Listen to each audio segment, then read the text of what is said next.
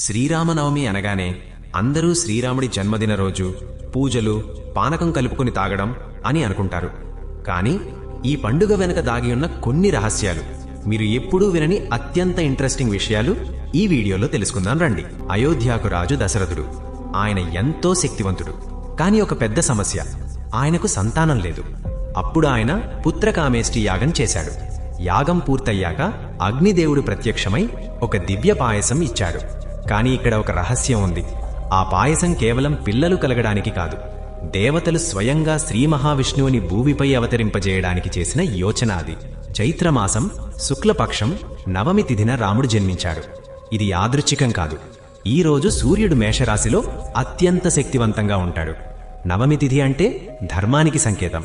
అంటే రాముడు జన్మించిన క్షణం నుంచే ధర్మాన్ని స్థాపించడానికి పుట్టాడు అని అర్థం.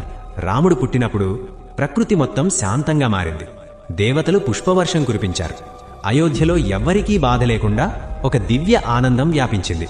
కాని ఒక అసలు విషయం, ఆ రోజు రాక్షసులకు అసహనం, భయం మొదలైంది. ఎందుకంటే వారి అంతం ప్రారంభమైంది. రామనవమి పండుగ రోజు పానకం, బెల్లం నీళ్లు తాగుతాం. ఎందుకో తెలుసా? ఇది కేవలం సంప్రదాయం కాదు, వేసవి కాలంలో శరీరాన్ని చల్లగా ఉంచడానికి మరియు ముఖ్యంగా రాముడి శాంత స్వభావాన్ని గుర్తు చేసుకోవడానికి. చాలా మందికి తెలియని విషయం ఏమిటంటే, శ్రీరామనవమి రోజున మనసులో ఏ కోరిక కోరుకున్నా అది ధర్మబద్ధమైనదైతే తప్పకుండా నెరవేరుతుంది అని పురాణాలు చెబుతున్నాయి. అందుకే ఈరోజు ఉపవాసం, రామనామ జపం చేస్తే ప్రత్యేక ఫలితం వస్తుంది. శ్రీరామనవమి అనేది కేవలం ఒక పండుగ కాదు, అది ధర్మం పుట్టినరోజు.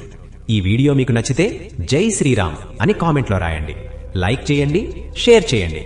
మరిన్ని ఇలాంటి రహస్య కథల కోసం సబ్స్క్రైబ్ చేయడం మర్చిపోవద్దు. వీడియో నచ్చితే లైక్ చేయండి, మీ ఫ్రెండ్స్ తో షేర్ చేయండి. ఇంకా ఇలాంటి మంచి వీడియోల కోసం మా ఛానల్ ని సబ్స్క్రైబ్ అవ్వండి.